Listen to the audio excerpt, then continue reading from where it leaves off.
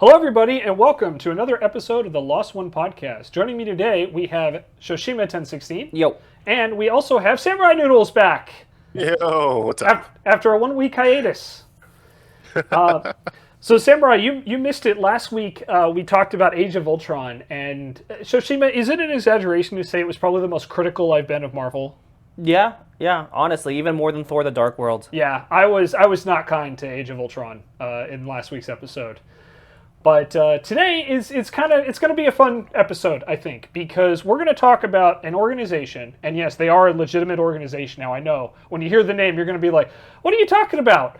No, they're like a legitimate production company now. If you don't know who I'm talking about, I kind of buried the lead. But we're going to talk Team 4-Star and their impact. Team 4-Star is an organization that has been very impactful on myself. I think that Samurai and Shoshima both would agree that they had a very big impact on early internet culture. Mm-hmm. They were YouTube, stars before YouTube was really a career in many aspects now, like as we understand it now.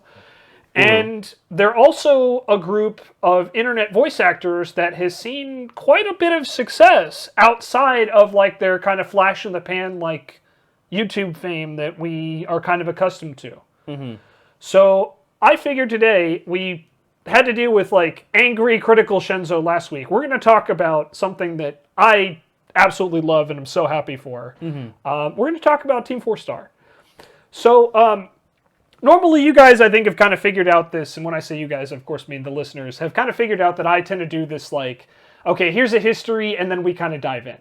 We're still going to follow that format, but it's going to be an abridged format, if you will. I see what you did there. I'm waiting for Samurai to boo me. Yeah, for you audio listeners, Samurai gave the look. Yeah, he rolled his eyes at me, so I was waiting for it. It was funny because I was about to, and I was just like, Well, if we were in Hang Time's chat, you'd owe $8 for that, Shenzo. Yeah, but we're not in Hang Time's chat. We're in my podcast. This is where I make the rules. Screw the rules, I have money. Wait, wrong abridged series. Yeah, screw the rules, I have green hair. You need to lay off the acid. But as you can tell, we're fans. All three of us are fans, and let's just dive in. So, as we kind of hinted at there, pretty much all the members of Team 4-Star, or at least a lot of the people they collabed with, had their own individual abridged series. Lanny had Yu Yu Hakusho abridged.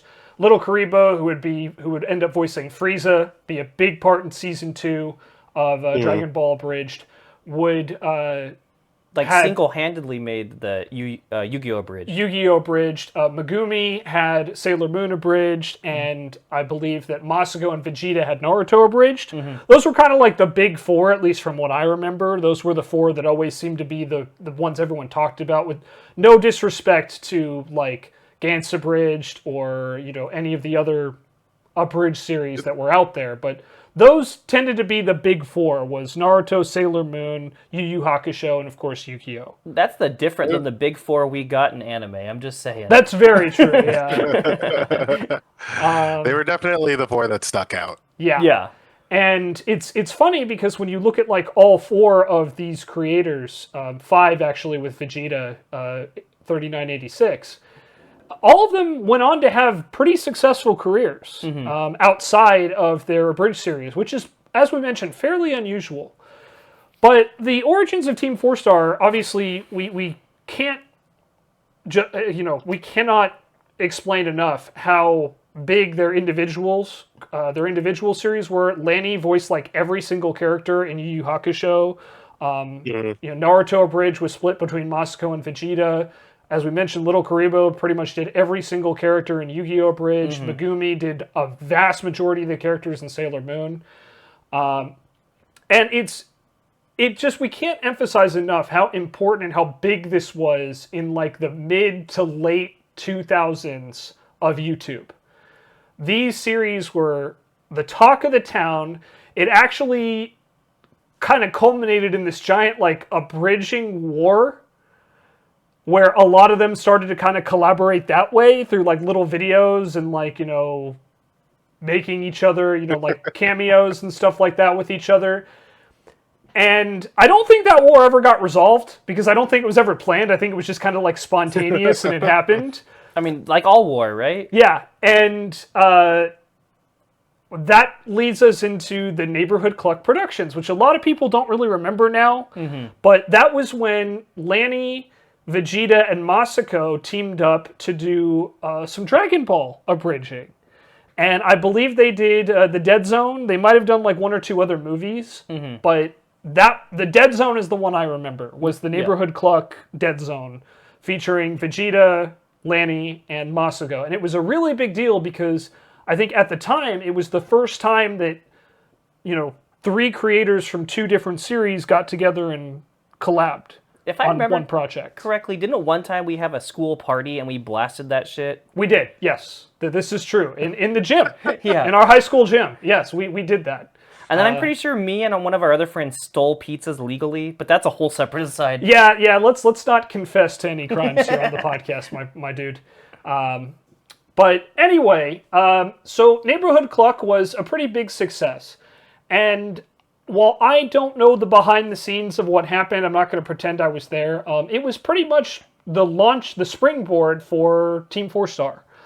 And a bunch of the abridging community members got together, which included Kaiser Neko, who, if for those don't know, did Lupin the Third Abridged and was really known for his top-level editing skills at YouTube at the time.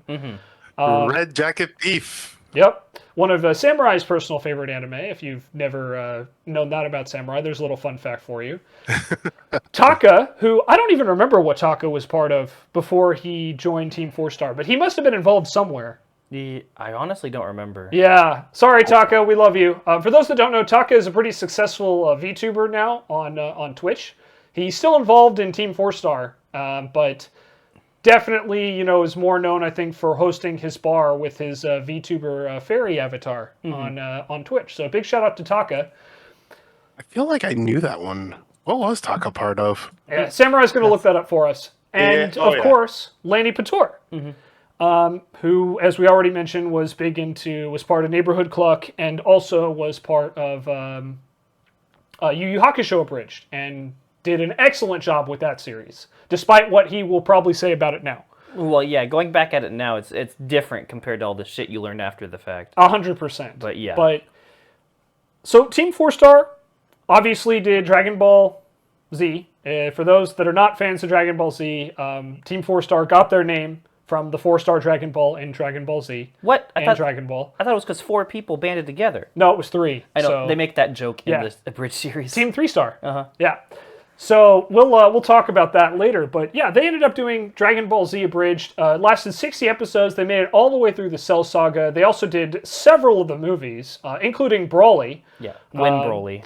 Yeah, which that was a meme for a while. And now they're actually a legitimate production company where they have literally released a dub of an anime by themselves. Yeah. And as we just kind of mentioned, several of their members or collaborators have gone on to do some pretty big works. Lanny and Kaiser are obviously 2 titans who are still heavily involved in Team 4-Star to this day. Yeah. They have expanded into gaming and other internet brand content in addition to their dub work and their production work. Then we have Megumi, who, in my opinion, was the breakout star from the abridging scene, and not the person I would have suggested from that.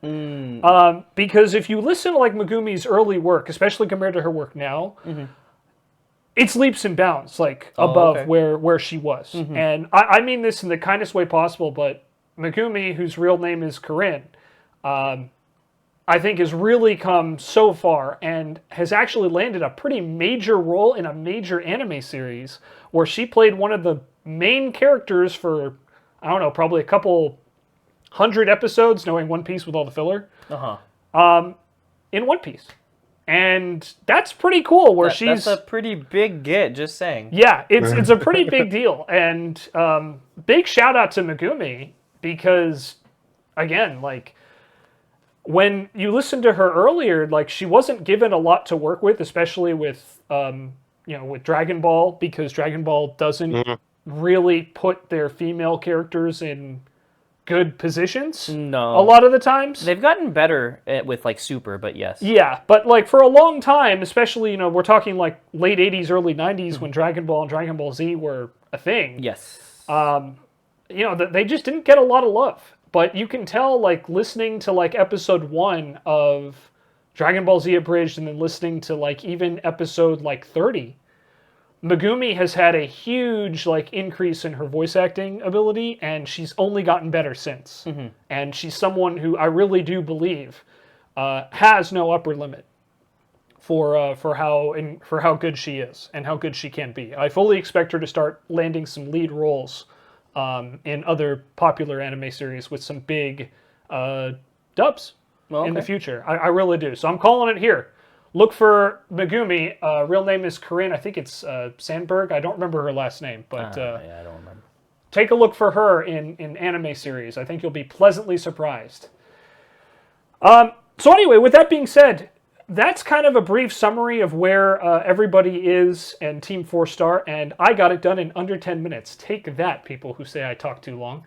That's about how long YouTube videos used to be back in the day. Yeah, man!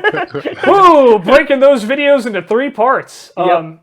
Team 4-Star, fun fact, actually had to do that with their Season 1 finale. They had to break it down into 3 parts because of the time limit on YouTube. I think it was, 12 minutes back in the day? It was 10 or 12 minutes. Yeah, it was in that ballpark.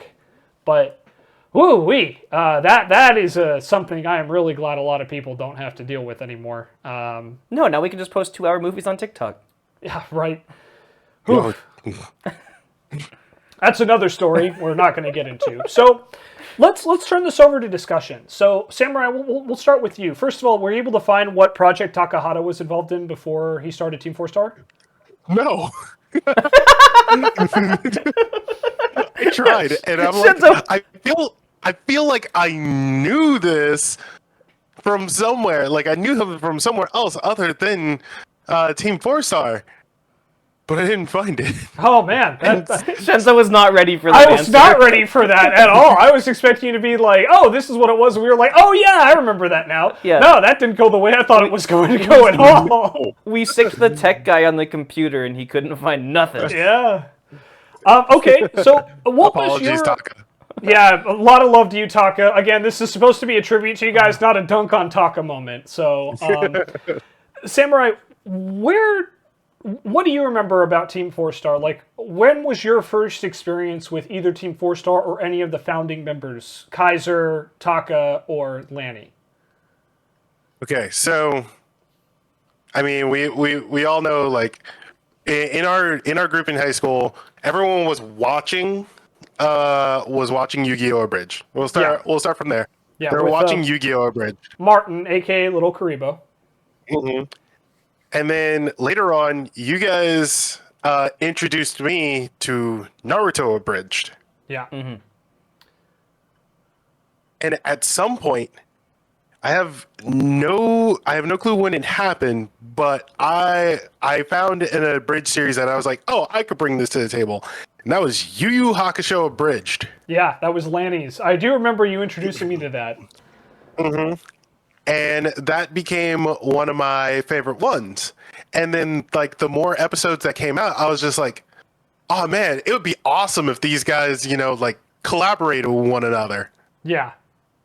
Fair enough, Yeah, get Dragon Ball Z. Yeah, a couple years later, we got Team 4-Star and Dragon Ball Z Abridged. Yeah. Yeah. So it was just kind of like a happy little accident. Bob Ross moment. That we're over here just sharing different Abridged series of, our favorite ones. Yeah. And I mean, later on after that, I was just like, oh, big fan of Lupin the Third here. Lupin, they had an Abridged series of Lupin the Third. With open bar. And with open bar. And yeah, no. And it was just kind of like some freak coincidence that all these people that I watched ended up like working together. Yeah. So it was a coincidence for me, but yeah, no, like on top of that list for me, it would have been Kaiser Neko and Lenny Pator.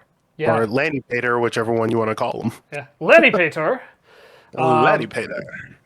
Yeah, and it's kind of funny too because I actually think that Team 4-Star was also kind of a coincidence too, where they were just talking about it on Skype at like 3 a.m. or something. They've told this story before. You can find it, I'm sure, if you look it up. Unlike Takahata's history. Oh God. Let's not take shots at the guy who voices like every quotable character in Dragon Ball Z, shall we? I Like, know, the most quoted characters. Like I'm just saying, it was a pretty funny moment in this podcast. I'm not disagreeing, but let's not kill the joke. All right, let's not beat it to death. Stop it! It's dead already. Like they do with Krillin regularly in that show. Huh. It's something weak like Raditz. Oh, Raditz. So, with that being said, let's move on to you, Sho. What was your earliest memory with this? Yeah, I mean, I feel like Naruto Abridged. Of course, yeah, like Samurai was mentioning, we all watched Yu-Gi-Oh! Abridged.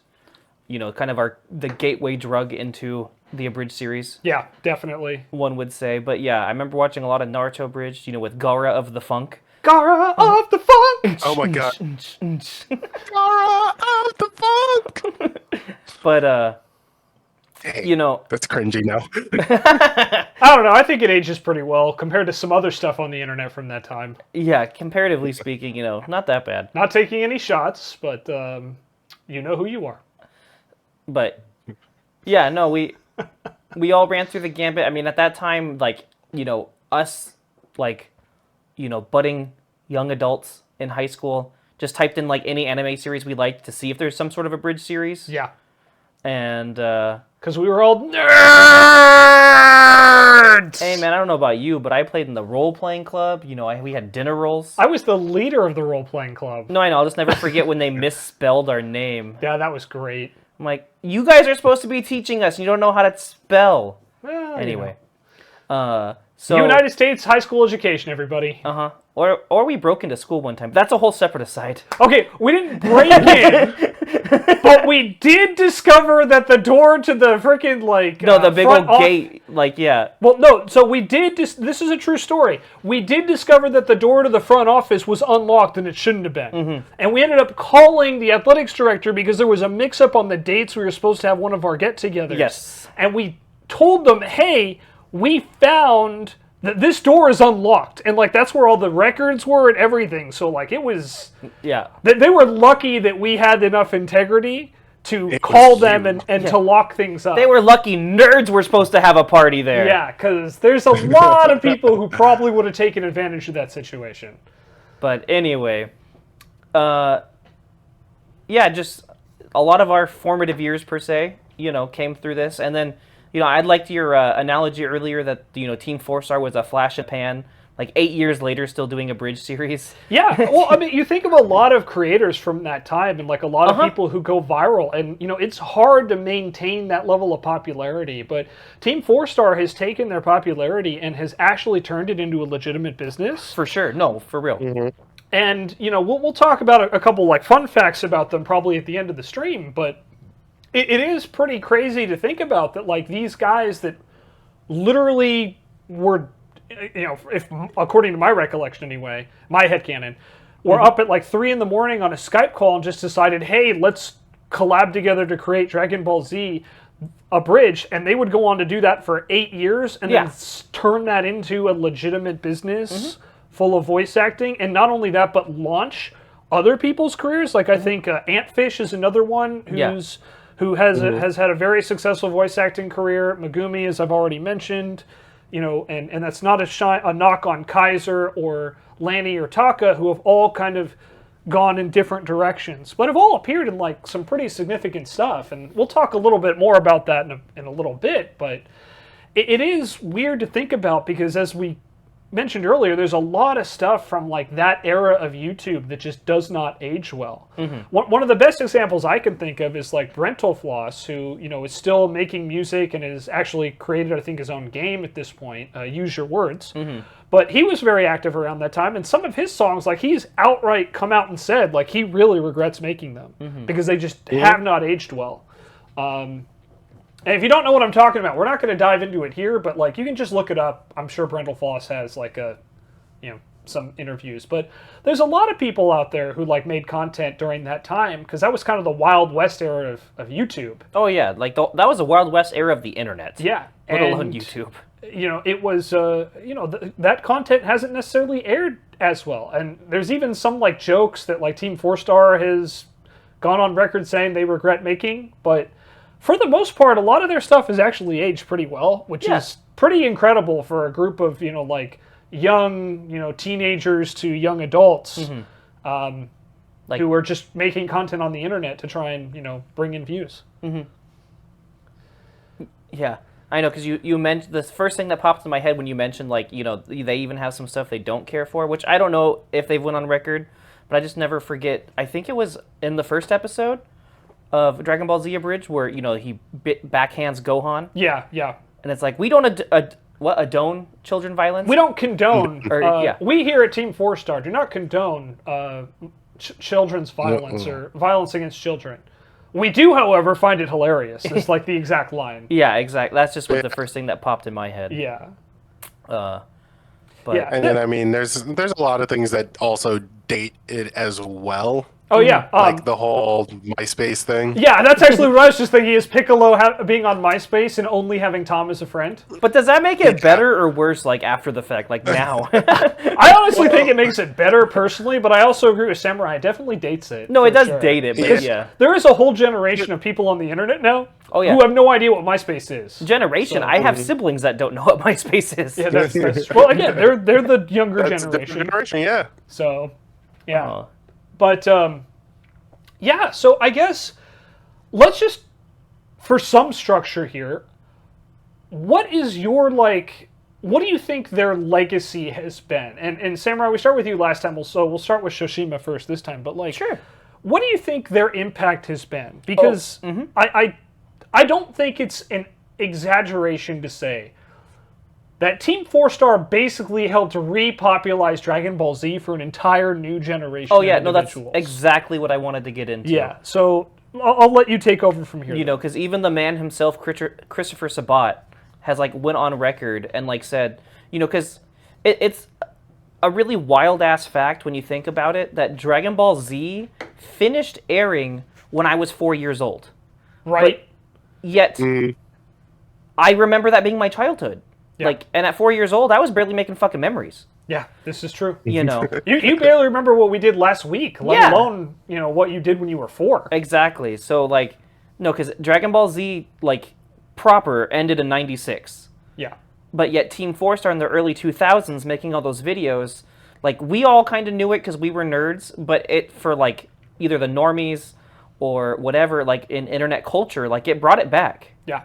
And made it relevant again. And yeah, it wasn't like obviously one-to-one canon, but it either brought it up and you went and watched it yourself, or like you knew enough from Dragon Ball Z Abridged, you could watch the new Dragon Ball content that they started making. Yeah, and I want to mention, because you name dropped Christopher Sabat. So for those who don't know, Sabat is a very, very, very prolific voice actor. He's been involved in a lot of things. I also think he's one of the producers at Funimation. Yeah, that's what I'm saying. Voice acting. I'm pretty sure, like, He is just about every voice actor, every voice that has a deep voice in Dragon Ball Z, that's most likely him. Yeah, and then he also, for those who maybe are not Dragon Ball fans, but like know Full Metal Alchemist, he was Alex Louis Armstrong. He's All Might. All Might from My Hero fans. My Hero. I am here. So, but no, if I'm not mistaken, he was heavily like involved in like the localizing of like the newer Dragon Ball stuff. Yeah, he absolutely has been. But the reason why I wanted to bring him up is because there's a very, some would say, infamous video of Taka and Sabat at like a con. Oh, okay. And this is, I think, right around the time that they were announcing Dragon Ball Z Kai, which came out, I think, in 2009. So it was after, I think, Team 4-Star. Maybe it was 2011. I feel like Kai came out after I graduated, and I graduated in 2010. But I think so. It was probably 2011 then. But either way, we don't do research on the show. But when we try, we don't get it. Taka is giving Sabat shit, like live in a panel, and Sabat's laughing his ass off. So it's all in good fun. But it's like, oh, you're going to release a shorter version of the original Dragon Ball, huh? Yeah. Like, almost like an abridged version, huh? Like, Yeah. it's just Talk is just giving Sabat shit, and it's phenomenal. But it's like, to kind of build on your point, I don't think that Kai would have existed or even been thought if it hadn't been for the resurgence of interest in Dragon Ball. And I think that can, at the very least, be partially attributed to Team 4-Star, to your point. Yeah, I don't, obviously they're not 100% like Dragon Ball, like, is a whole marketing machine. But nonetheless, like, I do feel like you should give them credit because they deserve it. Yeah, 100%.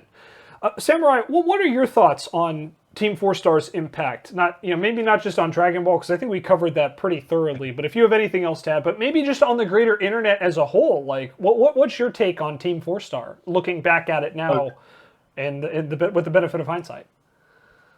Okay, so I know he says like not just on Dragon Ball here, but I'm just gonna put this out here. Abridged is the pinnacle way to watch Dragon Ball Z. Yeah, I agree.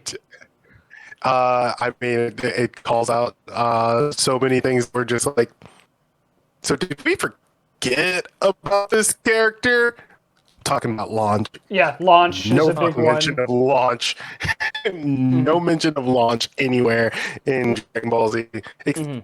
There was one Hang on, Samurai, I'm sorry. Okay, sorry about that, everybody. We had some technical difficulties, internet connections, Discord, you know how it is. So we're back. Unfortunately, our conversation was interrupted.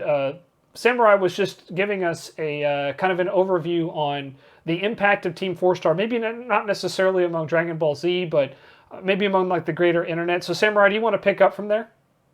Okay, so Dragon Ball Z Abridged, pinnacle way of watching Dragon Ball Z. That's just a fact. Yeah, I'll agree with you. Yeah. But going beyond that, I mean, there's still people coming out with a bridge series. Yeah. They have reached like peak internet culture. They the merch. I know somewhere. Actually, I know exactly where it is. I still have a Piccoloshi shirt. Yeah, there you go. I want to doesn't get the someone? Huh? I want to get the Piccolo Dodge shirt. Dodge! Yeah, being a Dodge enthusiast myself, just it works on multiple facets. Hey, it helps with Street Fighter too. Just throwing that out there. Doesn't someone have like a Ghost Nappa shirt in this group? I don't. You bought me a Card Games on Motorcycle shirt, but I don't think I have that anymore. Hey, I remember that one too. Hey, Yeah. I could have sworn someone here had the Ghost Nappa shirt. Not that I know of. I mean, I used to do an impersonation of Ghost Nappa Yeah. to the point where I literally had to sing the Ghost Nappa parody in Rock Band at our good friend Connor's house, but that's another story. Which, I mean, again, like that's another thing. It was like the songs that they came out with. Yep. Killing in the Nappa of? where they did a parody of Killing in the Name of? Huh. Oh, speaking of Ghost Nappa, though, I do like how they brought Nappa back in the Abridged series. Oh, He yeah. was one of Frieza's men. They repurposed him. All right. So technically speaking, you wished for all the people killed by Vegeta and his henchmen to be brought back, and technically, when you killed me, you were still a henchman of Frieza. Yeah. So Nappa's back, baby. Yeah, but that never happened in the actual show. And then No. you're like, that happens in the Abridged series. You're like, fuck, that's right. Like, Yeah. that should have happened. Yeah. Again, like the show just calling out like different things. That's like, oh fuck, yeah. But before we had to edit it out, you were talking about Launch. Like, whatever happened to Launch? Oh, yeah, Toriyama specifically has went on record and said, yeah, I fucking forgot about Launch. Yeah. And like, even in the series, like, just to reinforce your point, Samurai, like, they have, I think, a scene where Roshi, Oolong, Bulma, and I think there's one other character there who all, like, I think it was Yamcha. It Chaozu? No, I think it might have been Chaozu. Yeah, it might have been Chaozu. It's like, hey, remember when we, like, used to do stuff? Yeah. Man. Should we do more stuff? Nah. Because Because Hey, whatever happened to launch? yeah, hey, who? Yeah. And then it cuts to like launch at the bar. And she probably sneezed. Yeah, but man, it's just like, yeah, I mean, to your point, like, yeah, it combines like meta commentary on the Dragon Ball series with humor and actually like trying to be faithful to like the original storyline, maybe with a bit of a twist. Yeah, I mean, it's faithful, but then, like, for, like, us Dragon Ball nerds that, like, know what the story's supposed to be, Yeah. it provides that meta commentary. Yeah. So, yeah, it was... The meta commentary, the criticism, all wrapped up into humor. Because, I mean, like, that means power levels are bullshit. I was just thinking that same line. Yeah, it's great, and it's just like my favorite part. Like, just since we're kind of on this topic, but the biggest like pet peeve of mine from Dragon Ball, the actual series, is when characters just let the other character transform. Like for Goku, it makes sense because he always wants to fight people at their strongest. Yeah, it's his character flaw. But for someone like Piccolo, who's super intelligent and consistently is like trying to, like do the right thing as opposed to just like fighting the strongest member. Yeah. Like there's a scene like where he just allows like Frieza to transform from form 2 to form 3. Or like in the Dead Zone movie, like they even lampshade it like it's a rule of Dragon Ball. We have to wait until he finishes transforming. But it's like it doesn't make any sense from a character perspective. But one of the things I really like that like Team 4-Star did is they like provided reasons for why hyper intelligent characters like Piccolo would allow the transformation. Like the reference for the Frieza form 2 to Frieza form 3. Nail is in his head and is distracting him with talks of like apps and trying to get him to play Minesweeper with him. And that so like he's literally being distracted by like Nail. That whole Nail and Kami like thing again never happens in the actual show. No, but man, it worked. and they've been doing commentary. So for those who don't know, Nick and Scott, Lanny and Kaiser, for those who don't know, have been doing like basically rewatching the original series and providing like commentary. And they've done like similar stuff in the past, like for charity and stuff like that. But this has like been an ongoing video series that they've been doing, I think, since like for about a year now. Oh, okay. And they have provided like thoughts and and insight onto that. And then they most recently just had Taka like join them in person because Taka has been kind of doing like his own thing in his VTuber persona on Twitch, and they've been uploading that on Wednesdays. That's a 4-Star Bento on YouTube if you want to check it out. But they do provide like a lot of insight and thought into like what went behind this stuff and why they made certain decisions. And one of the recurring themes is like, yeah, they had to like come up with reasons or examples, and specifically for that interaction with Kami and Nail, they actually wrote an out for them in case it didn't work with Nail, where Nail mentions, oh, like supposedly I'm supposed to like eventually fade into your subconscious or something like that. And they ended up keeping Nail in there and then adding Kami to to that because it ended up working so well. Because the biggest problem with writing Piccolo moving forward for a comedy series like The Abridged is that he spends so much time by himself and being serious. Seriously by himself. Yeah, he's not as serious as Tien, who's the only serious character in the show. Yeah, but that's another story entirely. But Piccolo is a very serious character in the anime, and he spends a lot of his time by himself. Like he's either meditating, he's off in the middle of a desert or a wasteland or something. So they had to like come up with a creative way to make him interact and bounce off people, and it ended up working out phenomenally. Actually, and I feel like recently in the actual like canon, I don't remember what movie, but I swear Piccolo actually like prevents someone from transforming. Really? If I remember correctly. Now, tell me if I'm wrong, chat, YouTube comments. If Shoshima's wrong, flame him in the comments down below. Don't worry, I'll approve it all, as long as it's not directed at me. Yeah, exactly. But no, I swear, I don't know if it was in the most recent movie or what, where he just, instead of like playing the Loncon like power game, just smoke somebody. That's awesome, because like that's a lesson specifically that Whis has to teach Goku and Vegeta in Resurrection F. So God, that's like the So- first time ever that's actually happened. I swear. It would be it would suck if I did not mention that Super did this at some point as well in the Tournament of Power. Okay. For like the lack of me watching Super, this came up on my feed and it was fucking hilarious because there's a point where it's like these it was like three girls and they were like doing this whole power up sequence. Yes. And then everyone's watching and then all of a sudden an explosion happens where they are. Yeah. And it turns out that 17 comes out. Yeah. Oh, okay. Maybe Yeah. that's what I was getting confused. I don't. No.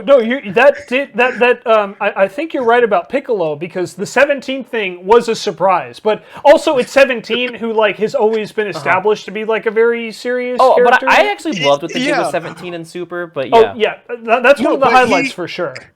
He straight up calls it out, and Yeah. it was like 17, like, what are you doing here? Oh, I heard some strong opponents, and I got here. Well, they were transforming. I was like, why would I let them do that? Yeah. Yeah, like I've been fucked over by this before. Like, Yeah. take them out, not a problem. Yeah, so it's pretty funny too. Like with that scene, it's actually almost I view it as almost an homage to Team 4-Star. not necessarily Team 4-Star, but parody and like the Abridged series in general, because that's exactly the type of thing like Team 4-Star would do. Yeah. And it's making fun of the transformation scenes in the 80s and the 90s that were super popular. I believe that one specifically is an homage to Sailor Moon. Specifically. It is. But They get like uglier, like the cute girls. Like, yeah. Anyway, that was that's another story. But it's something where, just like I said, it's that. That's an issue with Dragon Ball, so I'm glad that like Super has been addressing it. But again, would they have addressed it? Would Super even exist if Team 4-Star Exactly. wasn't involved? no, for sure. I don't see. I mean, I guess you could argue that, but I don't see an argument that would convince me. Let me just put it that way. I mean, I would imagine Dragon Ball would have continued in some way, shape, or form. Sure. But it might not have transpired the way it did without, the commentary. I would be willing to meta. make the argument. I will go on record as saying this: that if it was not for Dragon Ball Z Abridged, Kai would not have been As popular. I don't even think Kai would have been made, frankly. Again, I don't know when they started production, so I could be wrong on that. I will acknowledge that. But like, I will make the argument that I don't see Kai being made because a lot of people forget Kai aired on Nickelodeon, not Cartoon Network, where Dragon Ball was historically. Oh no, because there was some. It was Dragon Ball Uncut they did for a while on Cartoon Network, right? Yeah, they did Uncut, where they brought it back on Toonami. Yeah. But Kai specifically was, because I think this was around the time, this was, I think, after Toonami had died off, because Toonami died off in 2009, right? Samurai? It was canceled in 2009? We had a whole podcast on this like a couple weeks ago, but I'm pretty 12. sure... Hold on. Or was 12 when it came back? I think 12 was when it came back, because they did the April Fool's joke on Adult Swim. And it was so popular they brought it back. But That's weird. I don't know. I'm pretty sure it was 2009. Samurai, look that up for us and correct me if I'm wrong. Hopefully you find an answer. I am I know I will. I am pretty confident that Kai would not have even existed if it was not for Stream. Like, I will make that argument. I will state that publicly. Kai obviously did really well, and I think a big part of that is because of the resurgence in interest in Dragon Ball, popularized by a lot of the Abridged series. Yeah. So, and then without Kai, I don't think we get Super. Without, or rather, I should say Battle of the Gods. Yeah. And then without Battle of the Gods, we don't get Super. And so on and so forth. And Dragon Ball is now enjoying a big resurgence in popularity. And I mean, I know Super's been kind of like... It's been weird. Up and down as far as like quality and decisions. But like, I think most people agree the Tournament of Power, for the most part, was a highlight. Well, yeah, because that was like their first... Yeah, because Super tried to like, oh, we have the movie, let's just redo the movies. Yeah, we're going to retell the movies in anime form. And then, but they just like didn't give them any budget to retell the movies, so that was a whole separate aside. Yeah. But yeah, no, once they finally got to 2009. It was 2009. Oh, man, I'm good.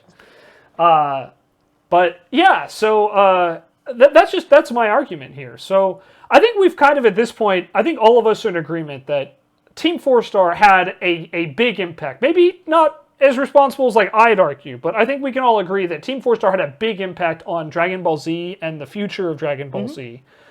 So I guess what I kind of want to go to next is let's talk about the characters and the actors behind them. Okay. So in Dragon Ball Z Abridged for Team 4-Star, who is your standout performer? And it could be, and I'll even throw this out. Who's your standout performer in season 1, 2, and 3? Like, who do you think was your favorite character or favorite performance? And Samurai, we'll start with you. Oh, I'm so biased because like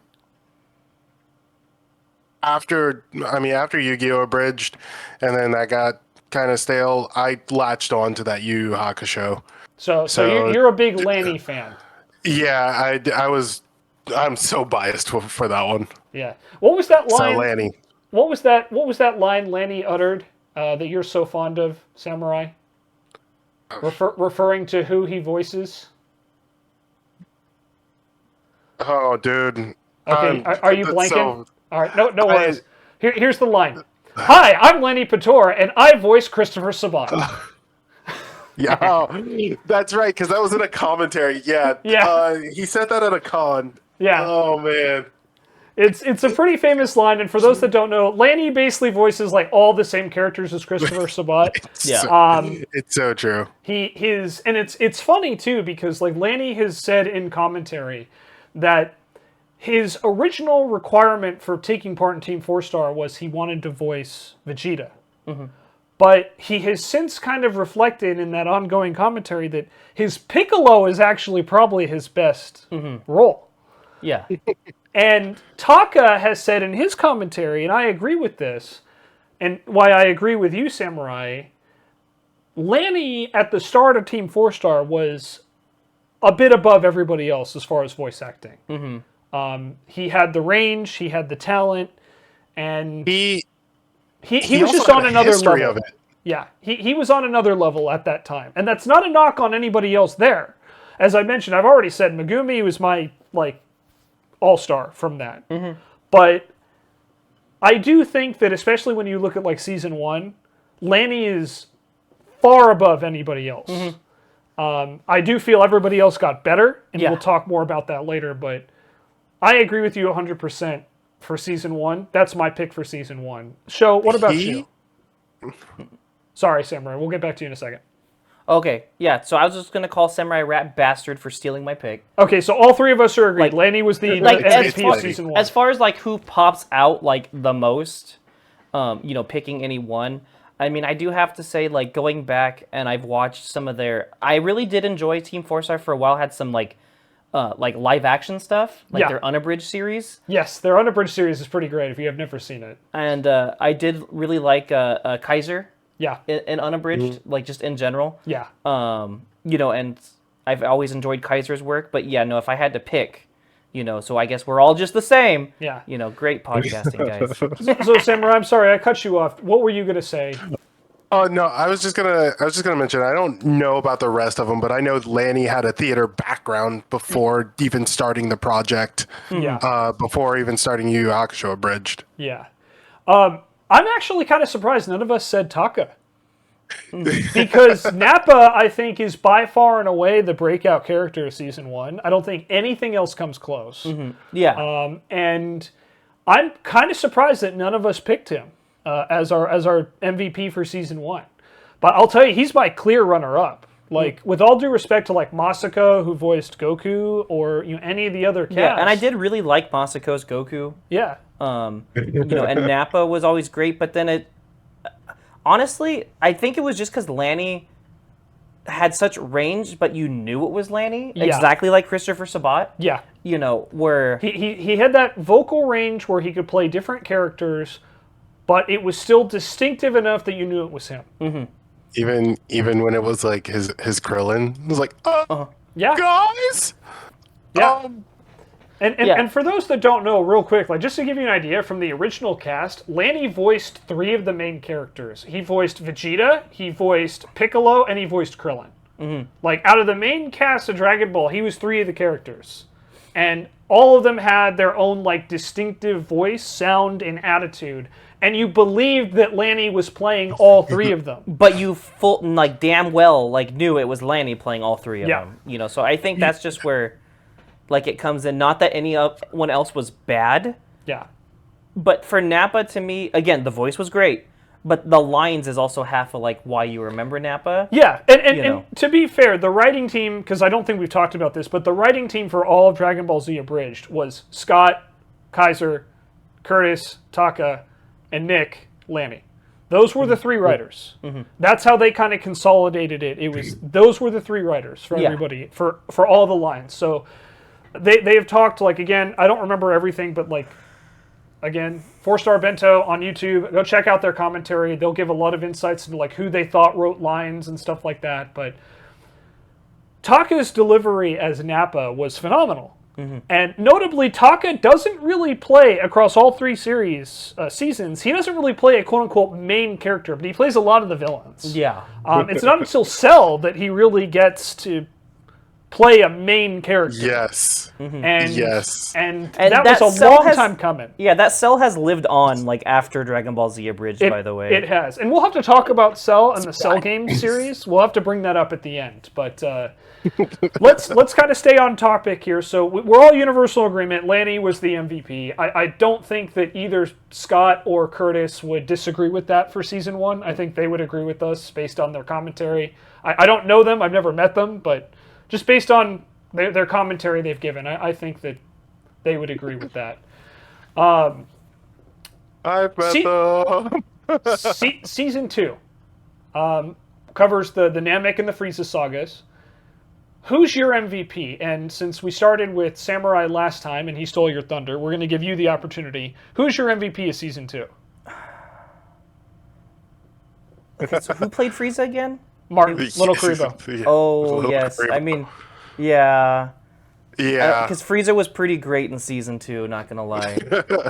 There's a specific point that I want to bring up with this, but I don't want to take away from your time. But remind me to talk about a line delivery that Little Karibo gives for Frieza.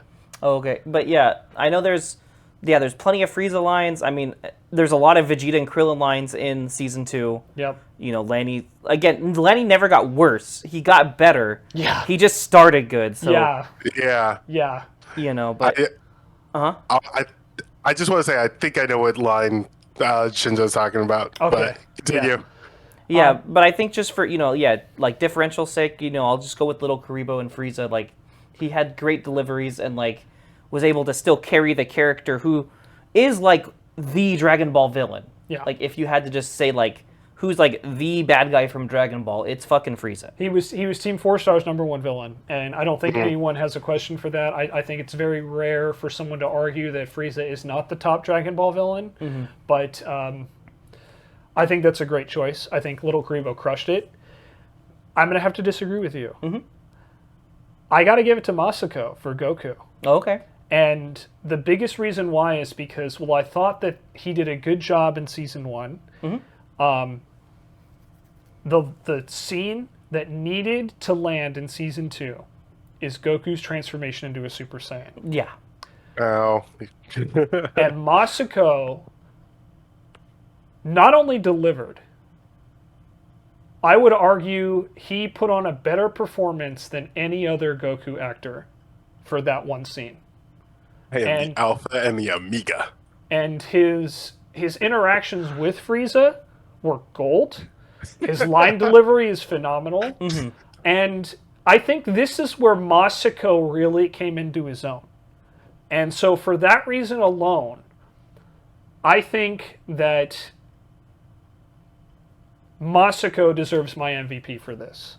I will put Little Karibo as a very, very close second. Mm-hmm. And I will also, of course, have to name Lanny as honorary third because, again, Lanny is phenomenal. Lanny gets top 3 just for being there. Basically, Lanny is the Pixar of Team 4-Star. Mm-hmm. Even when he's not having his best performance, It's still a good performance. he's still better than almost everybody else. So that's my take. So Samurai, we're gonna leave with you. Who's your MVP of season 2? Well, I was gonna jokingly say it was just like, God, Shenzo, what a rhetorical answer.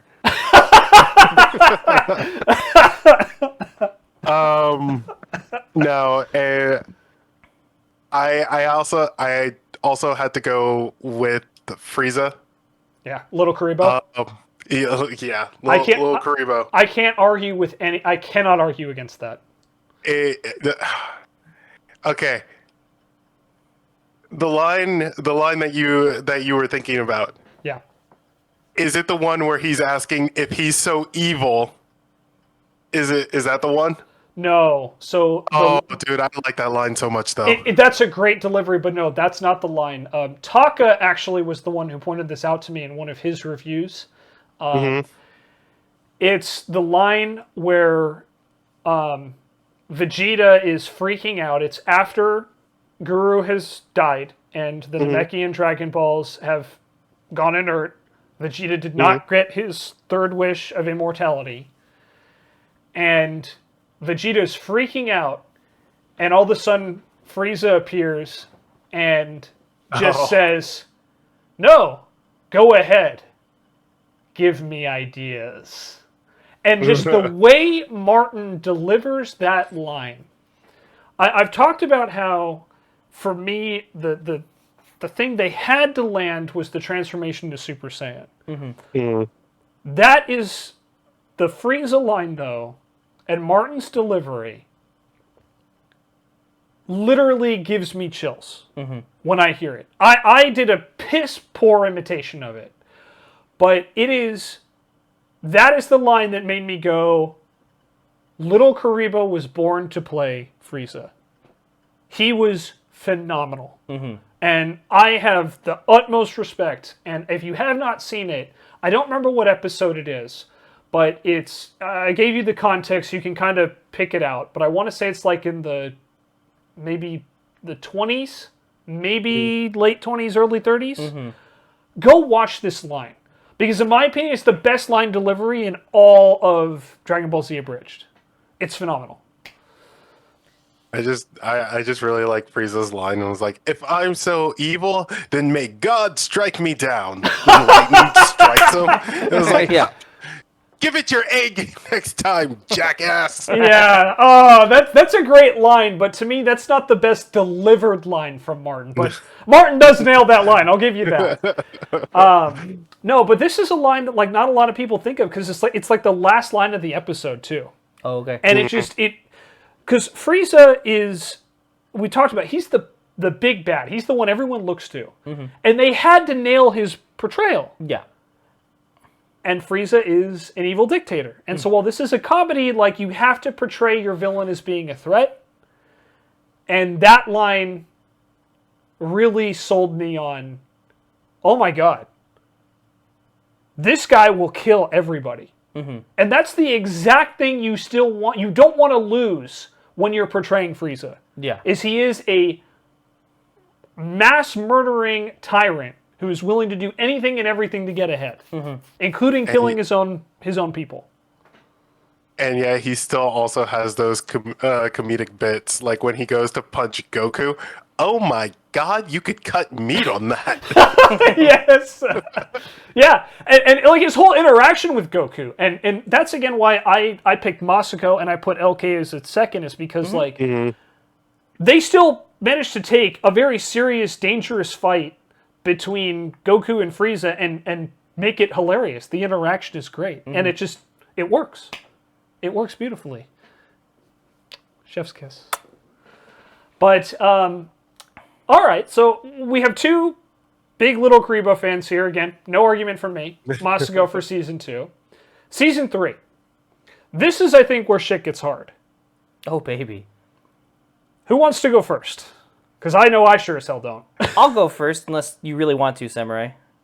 Well, no, I'm over here like, what are we counting as Season 3? Because I'm like, who's the villains for this one?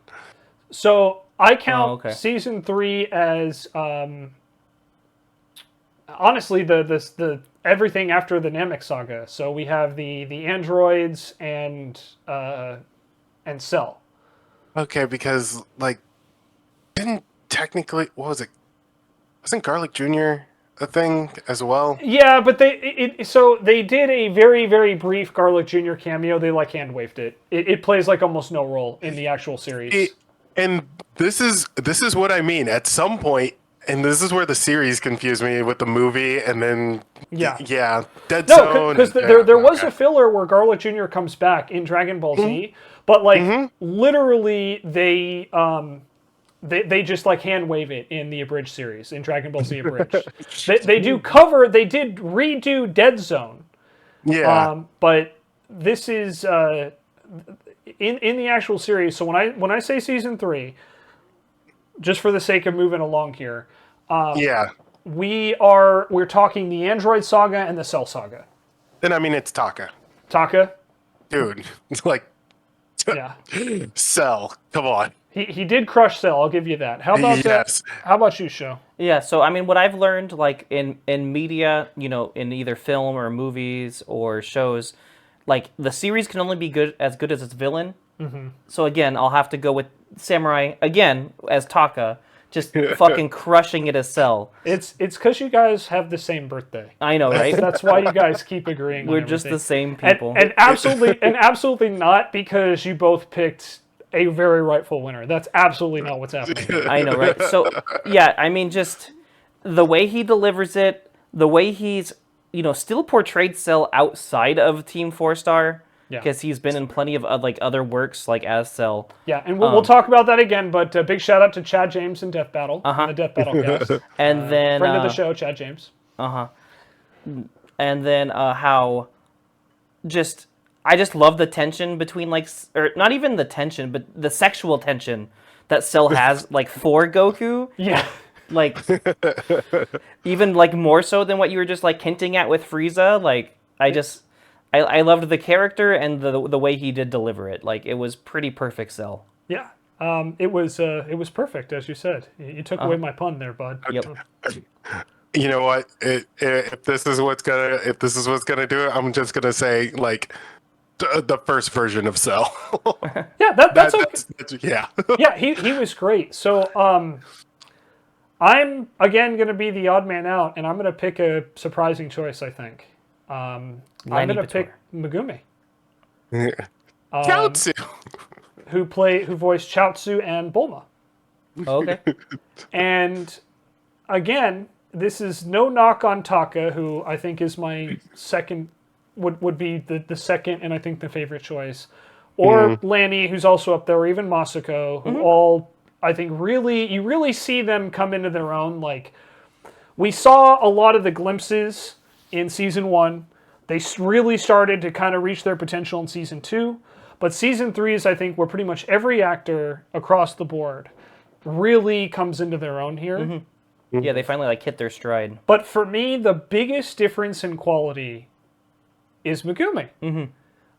When I compare her Bulma from season 1, even in season 2, to her season 3 performance, particularly the way she bounces off Trunks, Vegeta, it's a night and day difference. In for a penny, in for a pounding. And there's a real funny story about shooting that scene, by the way, that Scott talked about. We'll talk about that in a second. Kaiser talked about in one of the more recent reviews. But Megumi, just every time she was on screen, just awed me with how good her performance was. I know that might be a controversial choice, because I do agree that Taka, I think, deserves a lot of the recognition. I also think the voice actors for 17 and 16 did a really good job as well. They deserve recognition. I can't think of who they are at the top of my head. I'm sorry. But which, by the way, since we're going to mention those again with Dragon Ball Z Abridged, like filling in some gaps, who caught that their names were actually Lapis and Lazuli? Not me. No. Yeah, in the original series. I literally learned that from Dragon Ball Z Abridged. Exactly. Yeah. But you continue. No, but I just, again, like, I look at Megumi, and she just has some of the most memorable scenes. The awkwardness of her trying to flirt with Trunks, and then realizing that she's flirting with her son. The sex scene she has with Vegeta is just funny, like that lead up. And it goes from like, because this is just my memory of Megumi, but like when I would see video of her from like cons with the rest of Team 4-Star, she always, like, you had Lanny and Taka who were always hamming it up. Kaiser was a bit more reserved, but then Megumi always kind of felt like she was standing in the back and a little off to herself. And again, I don't know Megumi, I've never met her. But to see her go from like that and, again, her evolution as a voice actress, it's like I said at the beginning, I don't want to like gush about her too much, but there's a reason why she was cast for a major character, Momo, in One Piece. Because out of everybody, I think she has had the most growth as a voice actress. And she blew me away with her performance in Season 3. And Taka, I think, also deserves all the credit. So I will not argue with you guys about Cell. He carried the season. He was fantastic in every interaction he had. But for me, I just have to look at like where Megumi started and where she ended up here, and it's just such a night and day progression to me that I have to give her the MVP here. Because she went from someone who like, and also, I didn't explain this well, but she did it with a character that, as we mentioned at the beginning, really doesn't get enough love or attention in the actual story. So that's why. Yeah. So I hope I explained that well to everybody out there, but as you can tell, I'm a big Megumi fan. I really hope that Just a lot. I really do hope that she is... I really do believe that she is destined for great things in the voice acting scene. Like, beyond what she's already done. But, again, that's me being entirely biased, I fully admit. So with that being said, we've kind of picked our MVPs, so let's pick up some honorary mentions. We've already kind of given, a little bit of top threes, or at least I have. But are there any characters that like jump out to you that maybe didn't get a big enough role to be considered MVP, but definitely should be named or recognized for their work or their moments in the story, no matter how short or, it might have been? Zarbon. There we go, Zarbon. Well, Zarbon. Why do you pick Zarbon there? So if anyone knows me, I really like, fun, just fun energy. And Zarbon is a character that, they got to play around with a lot, mostly because it was like sexually ambiguous. And it wasn't until like later that they were like, wait, what did you think I was? Like after the big reveal. So that to me was just fun. I enjoyed that whole like, is he or like what's going on here? Until like they reveal like, oh, I'm calling my girlfriend. Yeah. Is he gay or is he not? Because every line he has is sexual innuendo. And he's primarily talking to male characters. Oh. So, and on top of that, just a little added trivia, he's also voiced by Kaiser Neko, who is gay. So, yes. Yes. It's kind of like a giant, like, meta read, really. Also because Zarbon's base form, anyway, is also very, very handsome, very pretty. Yes. I don't Some think... would say flamboyant. Very flamboyant, yeah. Very flamboyant, yes. Maybe not as flamboyant as like Freddie Mercury, but still up there. Yeah, definitely. But I mean, to be fair, like no one's really. I'm not saying as like Freddie the most. Mercury. I'm just saying he is. Like, Yeah. fucking hit me with the Freddie Mercury. You got. Hey, I always gotta shout out to my boy Freddie. Okay, know. lead singer of Queen. Like, hey, let me hit you with the most flamboyant person we've ever known. Well, of course he's not that flamboyant. Sorry.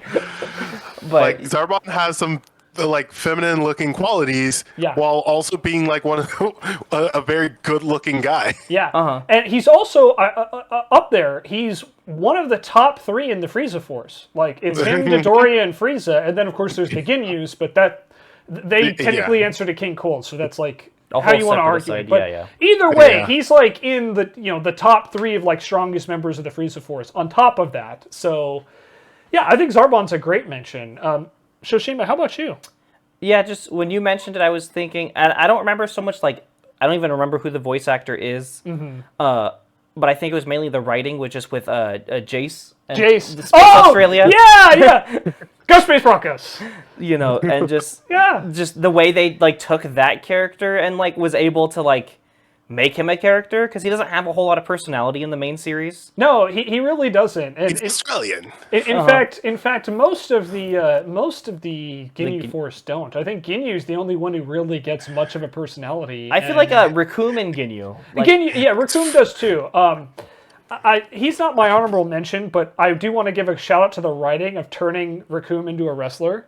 No, okay, but I meant like in the main series. Yeah, like, yeah. Raccoon and Ginyu have like the most personality, and then it kind of is just like. Yeah, well, you just brought up Raccoon, Yeah, so yeah. I wanted to make a note, like for Team 4-Star, they turned him into a wrestler, Which I think fits the character too, even in like the main series. It's phenomenal. It's like, man, that's like the most spot on like parody they could have done because it's.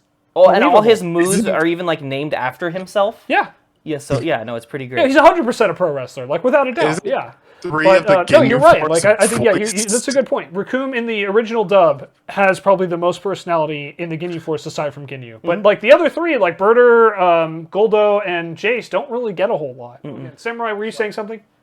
No, I was just gonna say like 3 of the 5 of the Ginyu Force voiced by like Christopher Sabat. Yeah, this is true. Yeah. Yeah. So my honorable mention, I have to give it to Guru, Super Kami Guru.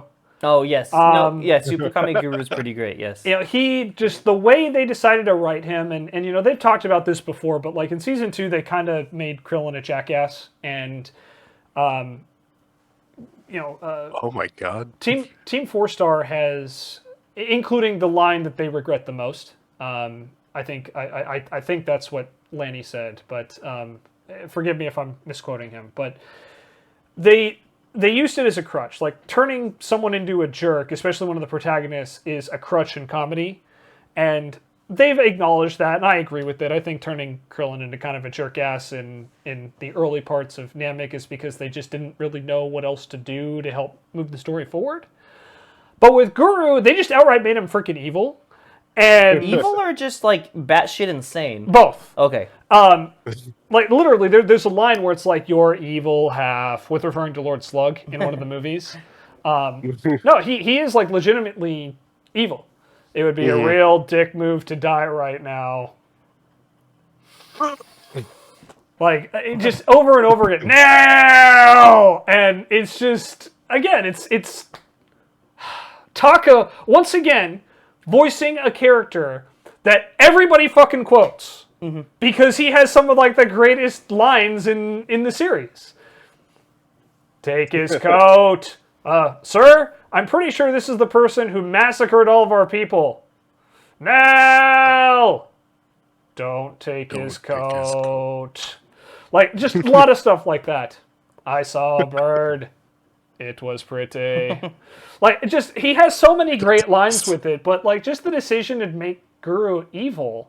Because for a lot of people that don't know, like, the way Guru dies in the original dub of Dragon Ball Z is he dies of sadness. Yeah. Which is, like, really convenient when they're about to make their third wish to, like, defeat Frieza. Yeah. It's like, they're literally about to like win. beat the guy who killed all your people, and you just die of sadness. Like, it doesn't make a lot of sense when you think about it beyond, like, a couple seconds. So I like the fact that they kind of turned him into a selfish jerk. And, like, another example is, like, yeah, he was responsible for wiping out all the albino Namekians. He drank all the water. He sent Nail to fight Frieza without teaching him the new ways, which, saying, like, oh, if I had taught him the new ways, he might have stood a chance. Like, it just drives Nail up the wall like the entire time. Did you tell him to work the shaft? Yes, Lord Guru. Nah. Good job. A job. But it's just like, I don't know. It's one of those things where for me, like, Guru stands out as someone who, in the original series, his only real role is to give power-ups, one of many that, like, Gohan will get over the course of the series. And then to die of sadness at a critical time. Yeah. And they turned him into a much more memorable character, I feel, in the Abridged series. So that's why, for me, he's, the big... to me, just like one of those characters where it's like, yeah, he brought a lot to the series when we didn't think he would. Nail's another one I think you could make that argument. Especially that they kept him around to play off Piccolo. And 2K. Yeah, I guess I'd have to say, like, as far as a character per se, probably Nail, like, more so than, like, Jace. But just, I don't know why, just the way that they did the lines and making Jace just his personality is he's Australian. Yeah, and that itself is a parody because in like the 90s for dubbing, they always threw in some character with an Australian accent. Yeah. Well, doesn't matter what the setting is. You're in deep space, you're in Japan, you're in feudal freaking like Europe. And oh, hey, look, there's the Australian guy. Like it always happened. So but so I think we've talked a lot about Team 4-Star and like the different stuff. So let's kind of go into maybe some favorite scenes of ours, and then we'll kind of wrap up and maybe talk about a couple of those other stories I hinted at the beginning of the pod. Does that sound good to you guys? Yeah. Okay, so Sho, you since Samurai started last, we'll start with you again. Is there a particular scene or a couple of scenes, like maybe your top 3 scenes for Dragon Ball Z Abridged that really stand out to you? Yeah, I mean, I think, like, for sure, I'm pretty sure it was in, like, the original outing of Dragon Ball Abridged, Piccolo in the Dead Zone. I'm here to chew ass and eat bubblegum, to chew ass and kick bubblegum, and I'm all out of ass. Wait. Yeah, I think that was, I actually think that was a line from the, Neighborhood Cluck Productions. Yeah, that's what I'm saying. Like, that was, like, even before Team 4-Star, technically. But still, like, in my memory bank says Dragon Ball Abridged. Yeah. Them just, like, totally dumping on Raditz, like, in Season 1. He was so weak, we could grow Raditzes. Yeah. Like, just... But the funny thing is, true, it's, like, conveniently the Saiyamen are as strong as Raditz. Like, what the fuck, man? Like... Yeah. Raditz was just... Dear God, he gets dunked on so much. And, like, people make fun of Krillin for being the weakest, but, like, Krillin was still able to destroy 3 Raditz. And survive against, Frieza until Frieza killed him. And still tends to do that. Yeah, and still be useful up until pretty much, like, the Cell Saga, like the Android Saga. Raditz literally makes it through, like 2 episodes and then is never brought up again in the actual dub. Yeah. No, well, but in the actual dub, they do say the Saiyaman is as strong as Raditz. Yeah. And, like, they even say Krillin kills 3 Raditz, like, in the actual dub. Yeah. Like, that's paraphrasing for sure. Yeah. But, like, they just, like, take that and they're like, you know what? Like, fuck Raditz. He's made of something, like, weak, like paper mache. Yeah. Or even weaker, like Raditz. Yeah. All right, so that's 2. Do you have a third one? I don't know if it's, like, a specific scene or what, but the whole, like, Cell and Goku, like, fight. Yeah. Is just pretty great. Just the tension, like, both, like... the battle tension and the sexual tension like between the two. They do a good job of like drawing the line between the two there. Yeah, and then erasing it like because that's like half of my work conversations is like so you can relate. Yeah, tension whether it's sexually or actually. Yeah. So yeah, seems legit. Samurai, how about you? Do you have like a top 3 scenes that stand out to you? Like I only have 2 that's coming to mind right now. That's okay. Yeah, for sure. Yeah. Well, what are they? It's like, you dumb bitch. You only broke one of my... So that scene is referring to when Vegeta is trying to shit-talk Android 18 because Vegeta just became a Super Saiyan.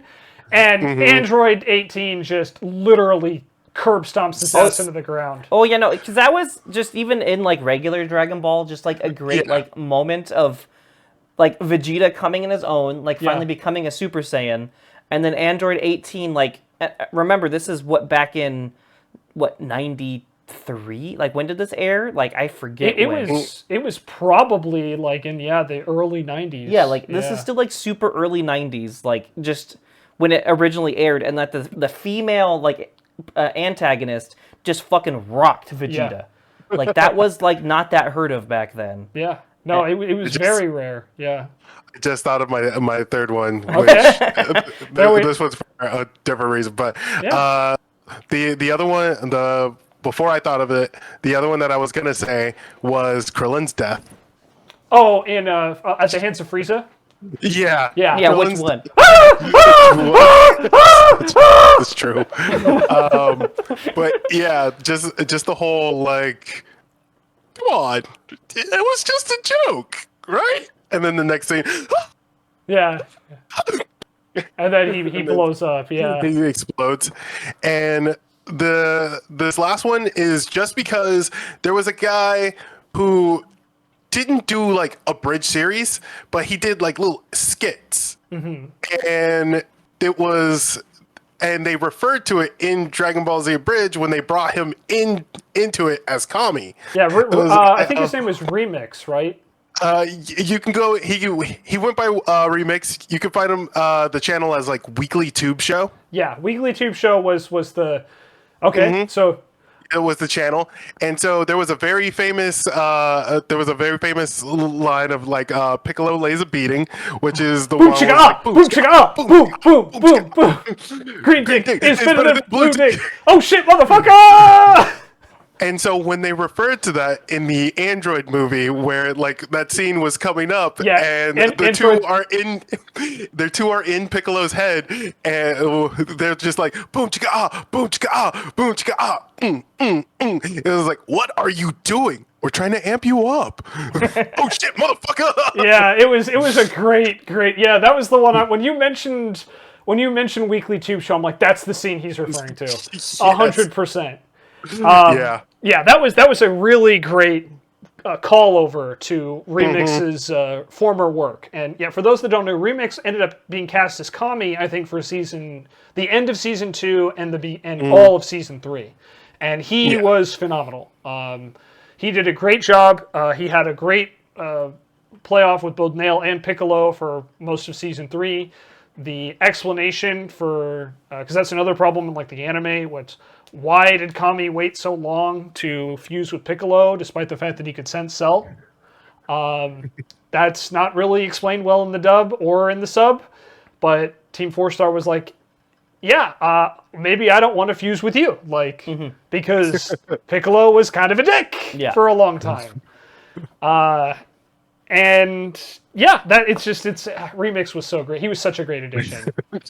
So I agree with you on that one. So my number one, you guys probably won't be shocked, but it's the Super Saiyan transformation. It's one of the few times where they actually get serious. Yeah. And they, I think, over-deliver. I again, have made the statement that I think Masako did that transformation better than just about anybody else. And I think they crushed it. So for me, that's like, it's one of the most memorable scenes in all Dragon Ball, and I think they really made it a memorable scene in Dragon Ball Z Abridged. My second one, these are more comic, but Vegeta! I can fly! And for those that don't know, it's when Nappa is like, he just stops in midair when he's about to kill, I think it's Krillin and Gohan. And in the dub, it's because Vegeta yelled at him to, like, wait. But they play it totally for laughs as, like, oh, Nappa's just a fucking idiot, and he just all of a sudden spontaneously realized he could fly. Yeah. And I love Nappa. I'm a big Nappa fan. I haven't talked about that enough, I think, on this pod, but that's one of my favorite scenes. And then, despite the fact that I didn't pick him as my MVP, I have to go with the death of Cell, Perfect Cell, when he sings My Way. That was like a whole like huge ass bit for like just the end of Cell. It was, but it stands out to me. Oh, I'm not arguing. And it was such a great way to close out such a good villain. Well, not only the villain, but like more or less the rest of the series, like that they've done so far at least. Yeah. I mean, I don't think they've gone on record saying they're not gonna do Boo, but they have. Oh, have they then? Yeah. And basically Kaiser, he put a Patreon post. He basically said, we're burnt out. We don't think we could deliver the Boo saga the way we have for others. We don't want to become like The Simpsons, where it's just been around for too long. I'm paraphrasing Kaiser, of course. But I also think, to his point, too, he also brought up that this is after they'd gone legit, and throughout their entire career, which we haven't talked about, they were constantly dealing with copyright strikes from Toei Animation and others, like through YouTube. Because, for those that don't know, parody is not necessarily a thing that is okay in Japan, legally. Like here in the U.S., we have parody protections, which is why like Team 4-Star could do what they do, or Weird Al can do what he does. Japan doesn't have those protections, and as such, it's not as ingrained in their culture. So it's kind of seen as an insult. And there's lots of rumor and innuendo there. We won't really dive into that drama because this is supposed to be celebrating Team 4-Star. But basically, they made the argument that from a business perspective, it doesn't make sense to continue doing the Dragon Ball Z Abridged series as it is. That's why they do the HFIL series instead, which is like all custom animated and using original like animation. And it's all like original content rather than, you know, using copyrighted material. But it's you know, they basically just said we have to make a business decision because Team 4-Star, there's livelihoods that depend on us, and if we go out of business, we're screwing their livelihoods. So again, big shout out to Kaiser and for the whole team, Lanny, HBI2K, everybody who was in leadership at that time when they made that decision. That was not an easy decision to make, I imagine. But big shout out to them for that. Yeah, but it does make sense. I do, in us all like recollecting after I've said my 3, I did think of one more. Go for it. Yeah. Popo's pecking order. Oh man, the way they did Popo. So I've got a kind of a couple fun stories. Do you mind if I go into a couple behind the scenes stories to wrap up everybody? Like, no. Samurai, you good? You just look like you just look like you're fading, Samurai. You okay? Do it. No, just the floor is yours. Okay, thank you. I just want to make sure because we've been going for a while now. Popo's pecking order. The reason why they made Popo this like big threat is because in I want to say it's in the Cell Saga when Kid Trunks and Goten go to the lookout for the first time. There's this comedic fight where they don't know who Popo is, and so they turn Super Saiyan, and Popo like has to fight them off. But canonically, Popo is literally fighting off a Super Saiyan, 2 of them. So by power level, like especially in early Dragon Ball, he is canonically way more powerful than anybody else. So that's where that came from, where they made Popo this like terrifying like nightmare. Yeah, and that would have been, if it was Kid Trunks and Goten, that would have been the Boo Saga. Boo Saga, okay, thank you. Yeah. So, sorry, my nerd's coming out. No, I appreciate the correction, thank you. Fake fan Shenzo here. But no, so that's one, why they made Popo such this terrifying figure is because of that scene in the Boo Saga where he's fighting off not 1 but 2 Super Saiyans. Yeah. And we never see Popo train. He never, he's just canonically the guardian of the lookout, so it's like, how was he able to do that? And of course it's played for comedy in the actual series, but when you think about it, it's like, the dude fought off 2 Super Saiyans. He's clearly super powerful. So, there you go. Second background, I kind of alluded to this earlier, but the scene with Vegeta and Bulma having sex. Not in the original dub for obvious reasons.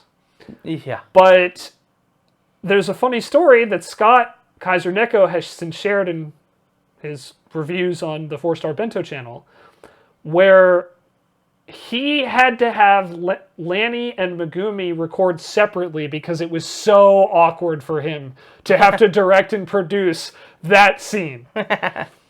And if you do not know what scene I'm talking about, they are literally voicing the characters as if they are having sex. And that includes Vegeta yelling "Gallet Gun" as his finisher. So I'll just leave that to the imagination there. Much like they do the conception of Goten later, by the way. Yes, exactly. They do repeat that later. But that's another fun story. And then the last story I want to share with you guys is about Kaiser Neko. Kaiser would go on to voice Trunks, which would be arguably the biggest role he played in the series. He voiced Future Trunks specifically. but he apparently fought against it for basically the first 2 seasons. Oh, okay. And the way that Lanny and Taka managed to rope Kaiser into doing it was they had a scene where Vegeta is screaming at the top of his lungs in the Frieza saga. And they like cut in comedy to like all of these different like characters. And then they do one where it's in the future. And they got Kaiser to voice Trunks in that future scene where he hears, also you just hear, ah! And Trunks goes, Dad? Yeah. At one line. But that's how they locked Kaiser into playing Trunks. Like, you've already done it. Yeah, pretty much. Because both Taka and Lanny were pushing for him to do it. And he didn't want to for some reason. And we haven't talked a lot about Kaiser's voice work here. We haven't actually talked a lot about Kaiser at all. But Kaiser pretty much did like all the editing. He voiced a lot of the characters, including Zarbon, who we did allude to earlier. But he is pretty much like the sleeper star of Team 4-Star because he handled a lot of like the production and stuff like that. Yeah, he was like the behind the scenes man and then did do some voice work. Yeah, but Trunks was obviously his biggest role and he crushed it. He really did.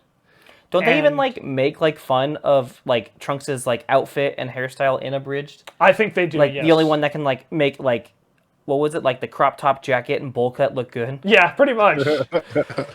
But yeah, so you know that's just kind of the 3 little behind the scenes stories I wanted to share. Just again, you can tell that all of the members of Team 4-Star and all the people they've worked with, they really care and really put a lot of passion into this project to the point where they did it for 8 years. And it's still a legacy they do to this day. I mean, they're reviewing old episodes on 4-Star Bento. They reviewed all their movies, and we didn't even talk about the movies. But I don't think we have the time, quite frankly, at this point. I mean, I brought up, the one for my line, but yeah, that's about it. Well, and so did Samurai with boom chicka ah, boom chicka ah, boom, boom, boom, boom. But yeah, it's again, like I can't say enough about these guys, and they took a fan project and turned it into a full-time career. Another thing to kind of mention too is just like in the internet culture, they are like the voice of these characters. So there's other shows, like internet shows. Yeah, we promised we'd reference that. Thanks for bringing us there. Yeah, we briefly touched it earlier, but just that Lanny going on to like revoice Vegeta in Death Battle, and same thing with Masako. And Taka also voiced Shadow in the Vegeta versus Shadow Death Battle. So they had Lanny as Vegeta and Taka as Shadow. And then I do think it was a DBX, if I'm not mistaken, that Trunks versus Silver. Yep. So it wasn't like a full-fledged death battle, but Kaiser was part of that. Yep. So just like as far as internet culture is concerned, like they are like the voices of the Dragon Ball characters. Yeah, and they have also worked with Funimation. They are on good terms with Christopher Sabat. Sabat has actually been one of their loudest supporters in the industry, the voice acting industry. And a little fun fact, I don't know if you guys know about this, but Taka and Lanny got an opportunity to actually voice minor characters in Dragon Ball. Oh, okay. But their scene was cut. Oh. And again, this kind of goes to some rumors about why it was cut. I don't want to dive in, but I will just kind of give the TLDR. They think Toei Animation stepped in and made them cut their scene. But nonetheless, they did get an opportunity to voice some minor characters in Dragon Ball. Wasn't Lanny one of the custom voice characters or like voices in Xenoverse 2? Taka was. Or was it Taka? For sure. Yeah, he basically had his Nappa voice in there, if I remember correctly. Lanny might have been in there, but I know for a fact Taka was. Yeah, I just know some of them were in Xenoverse 2 as like the creative characters. Yep. So again, I don't think we can say enough about how much impact the members of Team 4-Star have had. So with that in mind, let's go into final thoughts. Samurai, let's start us off. Take us home. Oh, final thoughts. Oh man, the whole time I was just thinking, doesn't Chris Ayers Frieza kind of sound like little Karibos? Oh my god! Imagine he bases his Frieza off Little Karibo, that's. It's been a thought in my head that I'm like, do I want to say that out? And while you guys were talking, I'm just thinking about it. I'm like, it did kind of sound like that though. Yeah. I don't know. And then you threw it to me, and I'm just like, okay. There you go. That's a great final thought. And again, I think it reinforces the impact, or at least the perceived impact, if nothing else, of Team 4-Star, and in this case, Little Kribos Frieza. Sho, how about you? Yeah, I mean, again, we've talked earlier just about the cultural impact. I mean, I feel like we were the perfect demographic Yeah. for this, if not maybe some people a little bit younger than us, to like enjoy this and then like be either reintroduced or just keep the flame of Dragon Ball alive. Yeah. Until, Kai or Super or whatever. So I just feel it was like super right place, right time as far as like us being Dragon Ball fans Yeah. to catch this.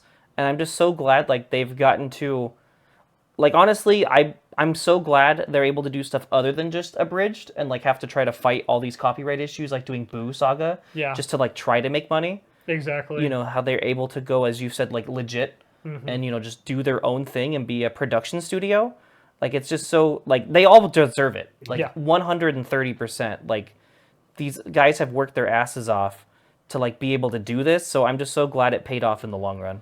Yeah. And, just for me, I don't think there's much more I can add to your thoughts. But I will just say this, that I think we've mentioned it before on the pod, that Samurai and I both have had an interest in voice acting for a while. And long-time viewers of my channel know that I have also sang karaoke multiple times. And a big part of like building up the confidence to do that came from watching people like Team 4-Star, who went from fan hobbies and turning it into a career. And I'm not saying there's going to be a Shenzo musical album dropping, because I can't sing that well. But it is something where like I've become a lot more confident in my voice, in my presentation. And that's, without it, who knows? There might not be a Shenzo the Lost streamer or Shenzo the Lost One podcast or any other project I've worked on. So, again, I can't give enough credit to Team 4-Star. And I know there's been a lot of actors that we have not given full credit to, but they've worked with a lot of great talent. And, Ant Fish is one who I think we did not talk about nearly enough as he deserves. But, and there's others in there too, for sure. But again, Team 4-Star went from internet sensation to legit business. And that's something that I think, and I also want to add that they didn't lose their moral compass along the way. No. Which is incredibly rare when you get famous. So, again... But not only just, like, I'm sorry, not to interrupt, but, like, internet sensation, but they did have to, like, do, like, a big pivot. Yeah, a huge pivot. It's not like, another big YouTuber, like Matt Pat with Game Theory. Like, he's still doing the same, like, general thing. Yeah, but it's just not part of Game Theory anymore. Like, he's doing his own thing now, which is kind of a spin-off. Well, yeah. Or a direct successor. Yeah, but they've had to do, like, a hard pivot, but they're making it work. Yeah. And it just shows, like, how tenacious and, like, how just amazing these people are. Yeah, talented. I mean, we talked about it before, but Lanny, I think, was by far and away the star early on. But every member got better and better and better. And some really showed off a side of them that they, didn't get an opportunity to. Their range expanded, and again, we just can't say enough good things about them. And I guess really the best way to end this is to say thank you. Thank you, Team 4-Star, for all the content you've put out, and I can't wait to see what's next for you guys. So to wrap up, my name is Shenzo the Lost. He is Shoshima 1016. That's Samurai Noodles, and this has been the Lost One podcast. We'll hope to see you next week for whatever the hell we decide to talk about. Bye-bye! Bye. See you later, nerds.